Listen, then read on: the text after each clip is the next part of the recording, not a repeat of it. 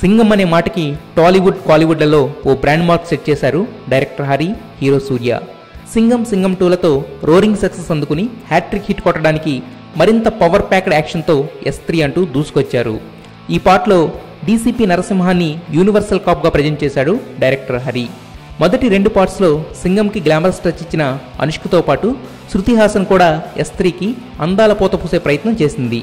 First పార్ట్లో on road, second పార్ట్లో see వాటర్లో డీసీపీని ఎదిరించిన విలన్ ఈసారి ఫ్లైట్లో ఇంట్రడ్యూస్ చేసి రేంజ్ పెంచే ప్రయత్నం చేశారు. అయితే S3 కథ మాత్రం మొదటి 2 పార్ట్స్ని మిక్సీలో వేసి తీసినట్టుంది. సెకండ్ పార్ట్లో సూర్య స్కూల్ టీచర్గా ఉండడం వల్ల సెపరేషన్ ఉండి మిగతా ఎలిమెంట్స్కి స్కోప్ ఉంది. S3లో ఫస్ట్ ఫ్రేమ్ నుండి సూర్య పోలీస్ ఆఫీసర్గా తన ప్రతాపం చూపించడం మొదలు పెడతాడు. యాక్షన్ ఎలిమెంట్స్ పుష్కలంగా ఉంటాయి. హరి తన మార్క్ టేకింగ్తో కెమెరాను పరిగెత్తించాడు. ప్రియన్ సినిమాటోగ్రఫీ బాగుంది. అయితే ఈ సినిమాకి మ్యూజిక్ డైరెక్టర్ విషయంలో తప్పు చేశారు అనిపిస్తుంది. సింగం ఫార్మాట్కి పర్ఫెక్ట్గా సింక్ అయిపోయిన దేవిని తప్పించి హారిస్ జయరాజ్ని తీసుకున్నారు. ఈ kind of out and out action ఎంటర్టైనర్కి ఫస్ట్ టైం మ్యూజిక్ అందించిన హారిస్ జయరాజ్ బ్యాక్గ్రౌండ్ స్కోర్ పరంగా పర్వాలేదనిపించిన పాటల విషయంలో అస్సలు ఇంప్రెస్ చేయలేకపోయాడు.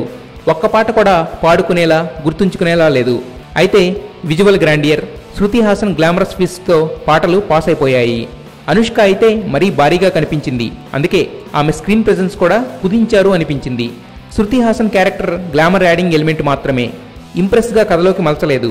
అయితే సినిమా ఫస్ట్ హాఫ్ అంతా రొటీన్ యాక్షన్తో సాగిపోయినా సెకండ్ హాఫ్లో మాత్రం హరి మార్క్ రేసీ స్క్రీన్ ప్లేతో సెటరేట్ అయింది. Nail biting sequences, Narasimham brain game calculations కుదురుకున్నాయి. ఈ సెకండ్ హాఫ్ రేంజ్లో ఫస్ట్ హాఫ్ ఉండుంటే పరిస్థితి మరోలా ఉండేది. ఇక ఇండియా గురించి రాసిన డైలాగ్స్ బాగున్నాయి.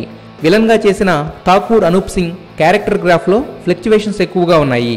అయితే ఇన్వెస్టిగేటివ్ జర్నలిస్ట్గా కనిపించిన శృతి హాసన్, తమిళ కమెడియన్ సూర్యుల మధ్య వచ్చే సీన్స్ సినిమా ఫ్లోని చాలా ఇబ్బంది పెట్టాయి. సూరి కామెడీ ట్రాక్ ఎడిట్ చేస్తే ఆడియన్స్ ఇన్కన్వీనియన్స్ తగ్గుతుంది. అది కేవలం డైలాగ్ కామెడీ కావడం వల్ల అక్కడ వర్కౌట్ అయినా ఇక్కడ మాత్రం ఎబ్బెట్టుగా అనిపిస్తుంది. సినిమాని, డైరెక్టర్ని నమ్మి ఫుల్ హార్డ్ వర్క్తో సినిమా కోసం 200% ఎఫర్ట్ పెట్టిన సూర్యని, సింగం 2లా ఈ సినిమాని హిట్ చేయాలని కసిగా తీసిన హరిని అభినందించాలి. స్టూడియో గ్రీన్ ప్రొడక్షన్ వాల్యూస్ అదుర్స్. సింగం స్టేచర్ని నిలబెట్టడానికి వెనుకాడకుండా ఖర్చు పెట్టారు.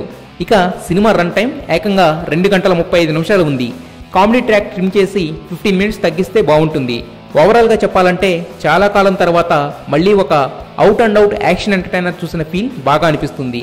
సీన్స్ ఎక్కువగా ఉండడం వల్ల ఎడిటింగ్లో స్టే అవ్వలేదు. ఫస్ట్ హాఫ్ మామూలుగా సాగిపోయిన S3కి సెకండ్ హాఫ్లో మాత్రం మెప్పించే రేంజ్లో మెరుపు వేగంతో కదిలింది. సూర్య ఫ్యాన్స్కి, యాక్షన్ మూవీ లవర్స్కి, కమర్షియల్ ఎలిమెంట్స్ కోరుకునే వారికి perfect movie S3. Watch it in theatres only. Kill piracy, save cinema. Katamarayudu teaser YouTube సాక్షిగా పవన్ ఫాలోయింగ్ని, హీరోయిజాన్ని మరోసారి ప్రూవ్ చేసింది. ఎప్పుడొచ్చినా ఎలా వచ్చినా రెస్పాన్స్, రియాక్షన్లో తిరుగుండదని హింట్ ఇచ్చాడు పవన్. ఎంతమంది ఎన్ని రికార్డులు ఉన్నా తను వచ్చే వరకే సేఫ్టీ అన్న రేంజ్లో కొత్త రికార్డ్ క్రియేట్ చేసేశాడు. అయితే ఆ టీజర్లోని 2 విషయాలు విపరీతమైన క్యూరియాసిటీ కలిగిస్తూ